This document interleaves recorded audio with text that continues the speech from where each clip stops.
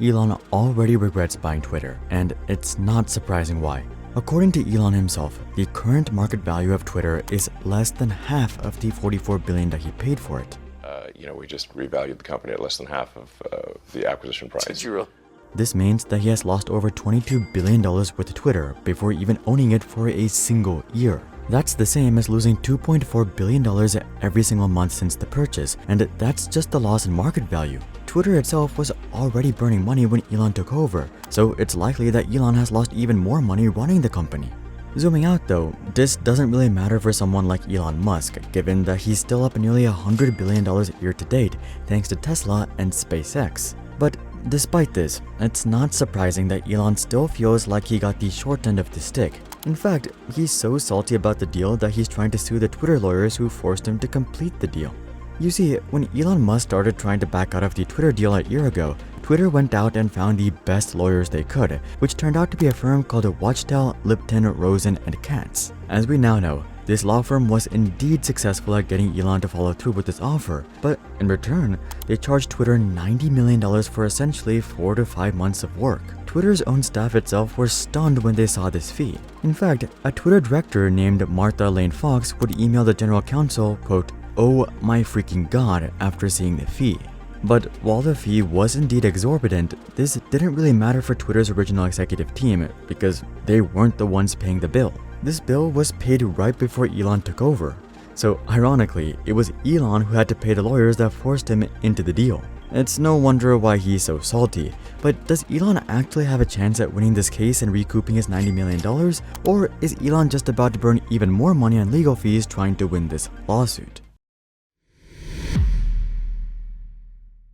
The case for Elon is pretty straightforward. It breaks down into two parts, with the first part centering around Twitter's executive team. Essentially, he's arguing that Twitter's executives did nothing about the ridiculous bill because, well, they weren't the ones paying the bill. So they weren't exactly motivated to act in Twitter or Elon's best interest. In fact, paying these lawyers $90 million was just one of the executives' many lavish expenses as they headed out. So in that context, all of Twitter's actions before Elon's takeover should be questioned because the people in charge simply didn't care about the final outcome more than just winning the lawsuit. They were essentially lame ducks who were collecting their last paychecks before they were gonna get fired. When you really think about it, by fighting Elon Musk and forcing him to close, these executives were literally putting themselves out of a really good job. So it's safe to assume that they would not only be unmotivated to work in Elon's best interest, but that they would actively be resentful against Elon. Don't forget, Twitter didn't even want to sell themselves to Elon.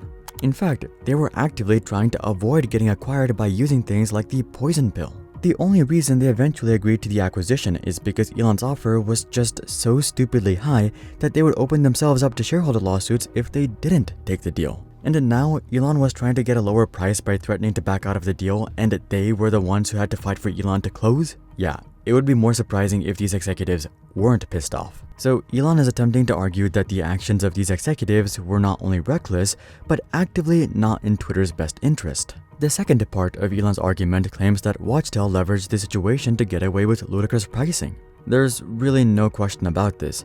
In terms of hourly billing itself, Elon claims that Wachtel charged Twitter $15.6 million. Many of these billing invoices didn't even have proper time entry descriptions. In fact, they were completely blank, yet Twitter paid them anyway.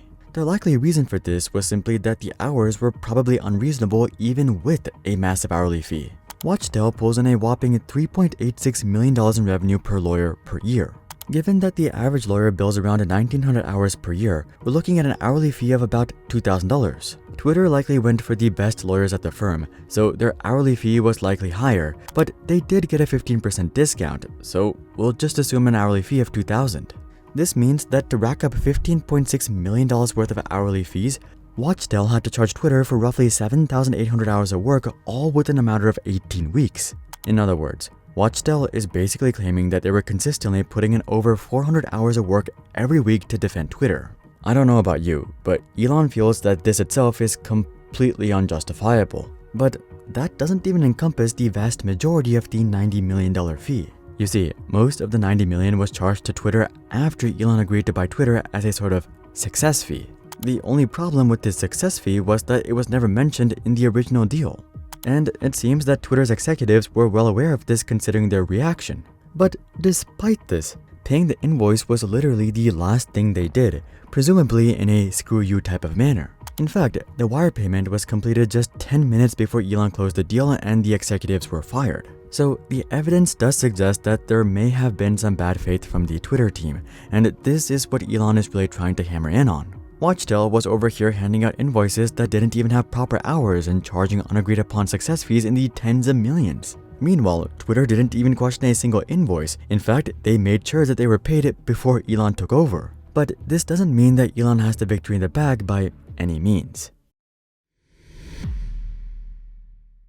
For starters, Twitter's executives aren't required to have any sort of loyalty to Elon whatsoever. They work for the public shareholders, and their only job is to maximize profit for shareholders. From this perspective, they did exactly what they were supposed to, even in situations where they didn't want to. They didn't want to agree to Elon's takeover offer in the first place, but they did because that was in the shareholders' best interest. Similarly, when Elon wanted to back out of the deal, Twitter's executives probably didn't want to fight him, but they did it because that was in the shareholders' best interest. At the end of the day, Twitter's executives not only made sure that the acquisition was completed, but that it was completed for the stupidly high price that Elon originally offered. So, from that perspective, Twitter's executives never came short on their duties to the shareholders. The only party they arguably came up short with is Elon, someone they have no contractual obligation to act in the best interest of. And as for the law firm, though their fees are indeed ridiculous, you already know how they're gonna argue their case. They're not gonna try to defend the idea that they were actually working for over 400 hours every week. They're gonna argue that it's not about how much time they spent, but rather how much value they brought. Around the time that Watchdell got involved, Twitter was hovering around a market cap of $30 billion, or $14 billion less than what Elon had agreed to pay. This means that by getting involved, Watchdell was able to add $14 billion worth of value to shareholders, for which a $90 million fee is minuscule. It's only 0.6%. Now, Elon could of course argue that they didn't have to do much to actually close the deal. Elon had agreed to a specific performance clause, meaning that if Twitter met certain thresholds, Elon had to go through with the acquisition.